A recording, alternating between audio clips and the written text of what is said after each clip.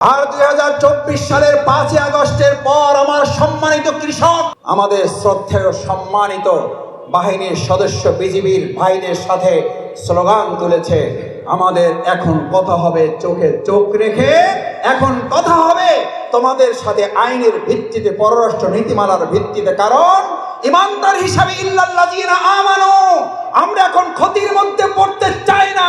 আমাদের জমি আর দখল করতে দেওয়া হবে না, ফেলানির লাশ আর ঝুলতে দেওয়া হবে না, আমাদের কৃষকদেরকে আর গুলি করে হত্যা করতে দেওয়া হবে না।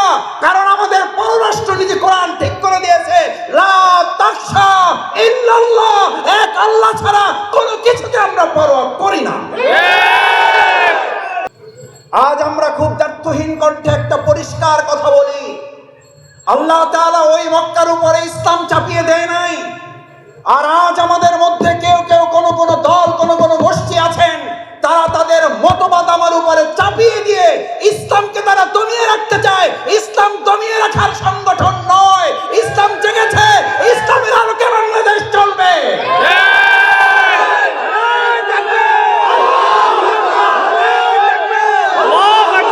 কারণ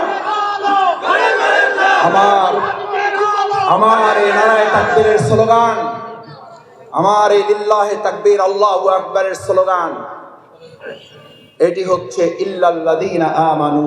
এটা কোনো গোষ্ঠীর, কোনো রাজনৈতিক দলের না, ইমানদারদের। কি স্লোগান? সেই স্লোগানের মাধ্যমে শুধু কি ইসলাম রক্ষা হবে নাকি দেশ রক্ষা হবে? আমাদের ওমরের সীমান্ত,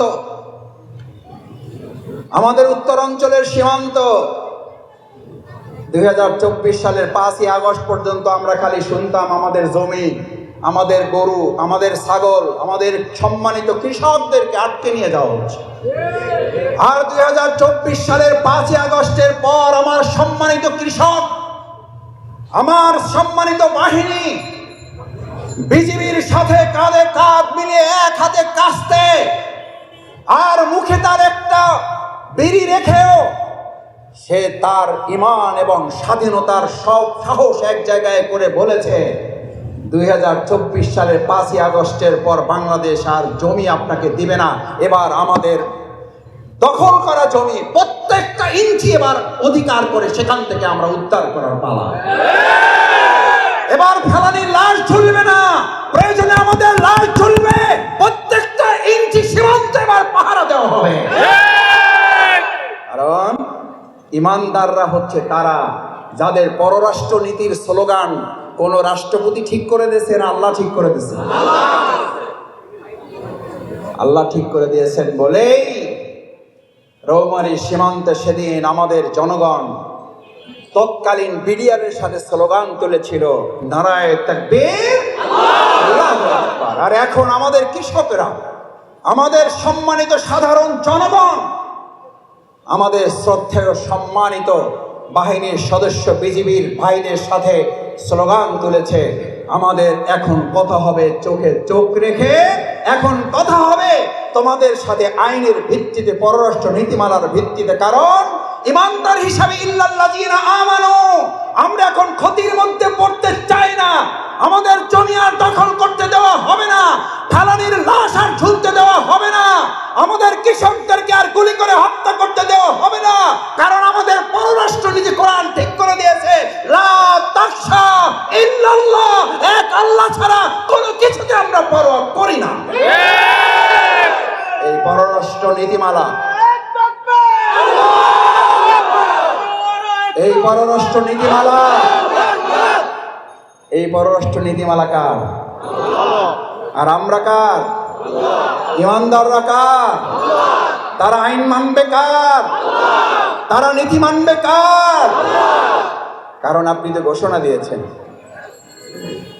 আপনি তো সিদ্ধান্ত জানিয়ে দিয়েছেন, লা ইলাহা ইল্লাল্লাহ। আপনি তো কারো আইন মানেন না, মানবেন না। যদি মানেন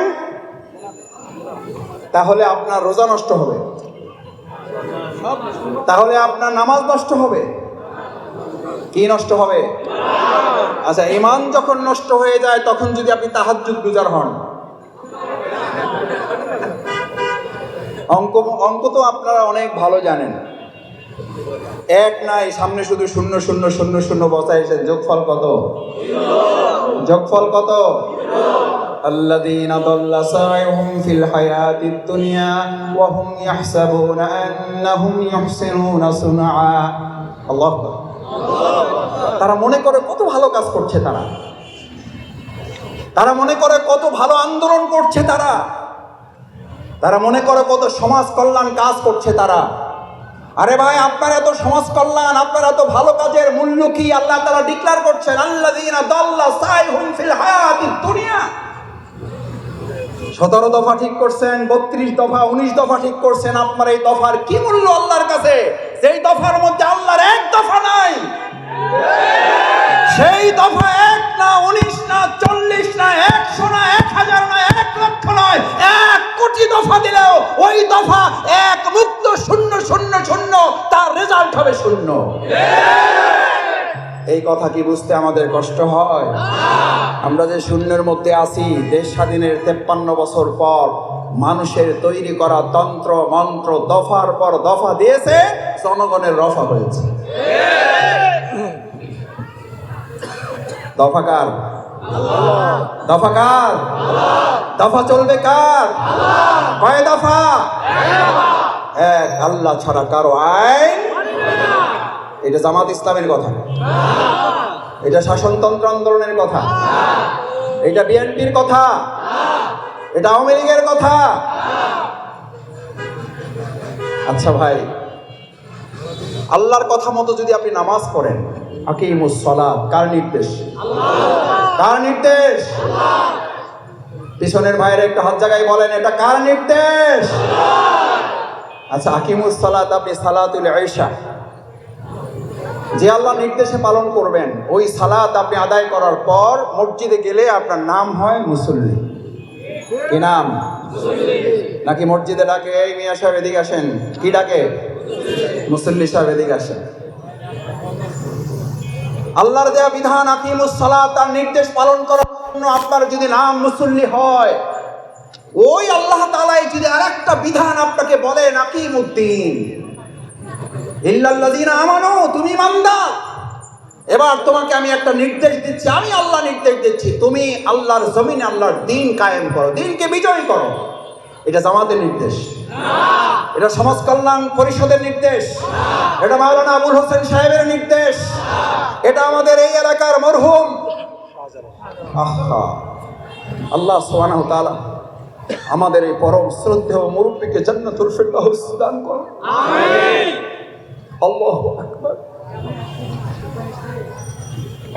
আসুন ভাই, আবার যদি আপনার মতো যুবক হতে পারতাম, আবার যদি রাস্তায় স্লোগান তুলতে পারতাম, জীবনের শেষ মুহূর্তগুলো ইসলামী আন্দোলনের অফিসে ঘুরে ঘুরে কাটিয়েছে।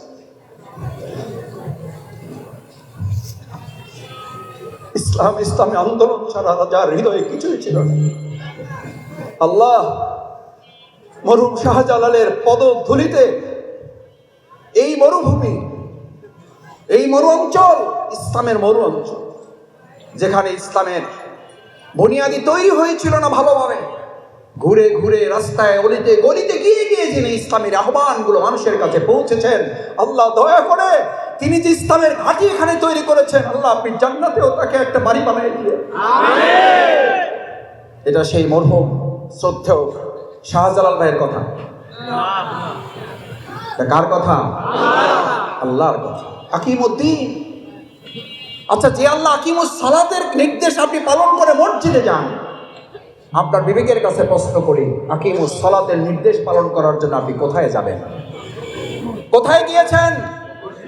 আকিমুস সালাতের জন্য যদি আপনার নাম মুসল্লি হয়, তাহলে আকিমুদ্দিনের দায়িত্ব পালন করলে আপনারও একটা পরিচয় হতে হবে।